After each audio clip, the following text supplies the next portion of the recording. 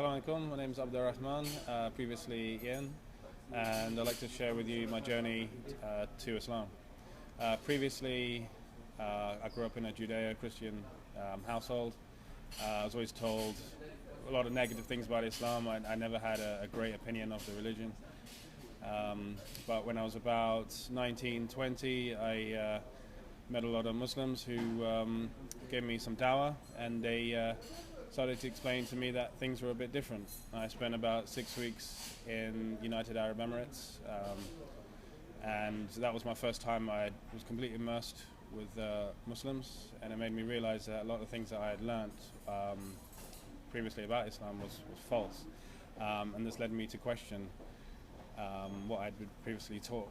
So I did some research, and some of the things that I looked into shocked me quite a lot. I'm quite a logical person, and I found the Deen of Islam to be very logical, which surprised me quite a lot.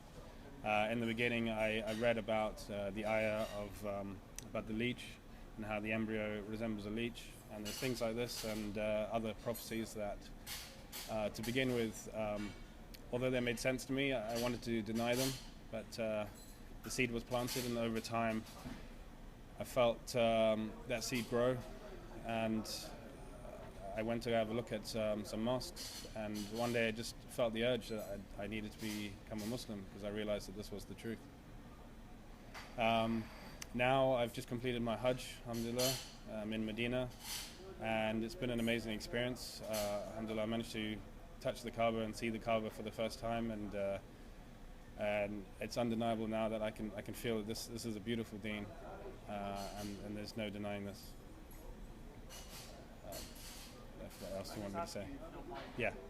How did it feel reading the Shahada for the first time in your life? Because though you were a Christian, and then because I myself is born a Muslim, so I have been etched kalima, the Shahada, when I was growing up, so we don't realise the importance of the power of the kalima. Yeah. But I've seen people read Shahada, but I've never got the chance to ask them how they felt reading Shahada. So is that something that you can track back and remember? Yeah, I remember it very clearly. I mean, it was very strange. It felt like a dream. It felt like it wasn't even like me doing it. It was like I was in a dream. And then afterwards, the response was so amazing. I remember the whole masjid. I mean, there must have been more than 1,000 people there that night. Every single one of them came up to me, gave me a hug, embraced me, and it was amazing. Yeah, incredible. Would you be able to compare the Shahada and seeing the Kaaba for the first time in your life, as in both? Would you say that they were an exact same match, or what would you level? Similar. I think the Kaaba was definitely bigger, I think, for me. Yeah, definitely. This was Kaaba was something else. It's just, we've been praying to Kaaba for years, praying the Qibla, and then when you actually see it, it almost don't believe your eyes at first, and then especially touching and then looking up, it's just it's supernatural. It's amazing.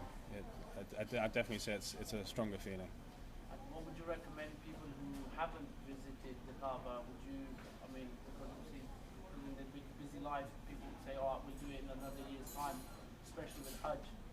How would you recommend Hajj? Because I personally believe Hajj is for people who are young as you, and it's easier because it requires a lot of physical strength. Yeah. So what is your take back on the Hajj as well? Yeah, I'd say try and get it done as soon as possible. It is an arduous journey. It can be difficult, and I mean, to get to touch the Kaaba is not necessarily that easy. It is a bit of a struggle, and alhamdulillah, if you want to do that, I'd say do that as soon as you can. You never know how long you'll live, or what will happen in your life. So I'd say do it as soon as you can. How was visiting Saudi Arabia? Does it bring you closer to your religion? I think definitely Makkah and Madinah. Yeah, definitely. I think Saudi Arabia, of course, it's another world, but like the Haram, Makkah, the mosque in Medina, yeah, it's definitely brings you closer. It's a very, very special place, both of these places. What would be your message be to fellow Muslims who are watching you right now, as in regards to visiting the country in Saudi Arabia especially, and people who are non-Muslims, Mm. what would your da'wah be to them? Because obviously this is where you started from, that someone gave you da'wah to come Yeah. to Islam. So what would your, because there's a lot of negativity Yeah. on the media to say Islam, the Yeah. terrorist Yeah. religion, and obviously you coming from a background where maybe in your mind at that point people were saying yes, Islam is true, and you probably believed Yeah. that at one point. At one point I did, yeah. Yeah. Yeah, at one And then, point. mashallah, now you're following the same Yeah. religion. Yeah, But alhamdulillah. alhamdulillah, I think this is the most populated Muslim country, Yeah. or cities, if you say Makkah and Madinah. But Yeah. not once you have seen any sort of negative No. behavior that we normally tend to see on the TVs or the media. So what would your message be across to them to say, as in to research Islam, or the way you've done it? Because obviously, I'm sure at that point of time you had the same concept of Islam. Yeah. And then once you read it, and I personally think it's extremely an education of Islam. So what would your message be to those people? Well, my point would definitely be to make a distinction between the politics of countries and the Deen of Islam. They're not the same and not to be equated. There may be things about Saudi that people don't agree with, and that's fine. But the Deen of Islam is not to do with politics of any country.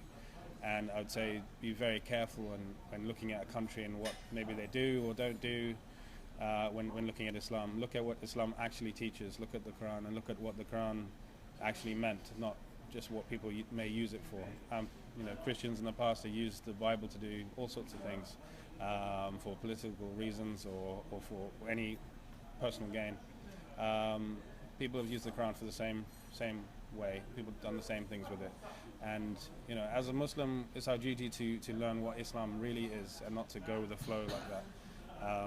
And I would say if you want to know about Islam, then ask a Muslim who practices Islam, and look at it yourself. Look at what Islam actually teaches. Don't look at the politics of the day. It will always change. Jazakallah khair for your time. May Allah shower His blessings on you in this beautiful city of Medina. Jazakallah khair. May Allah strengthen your iman.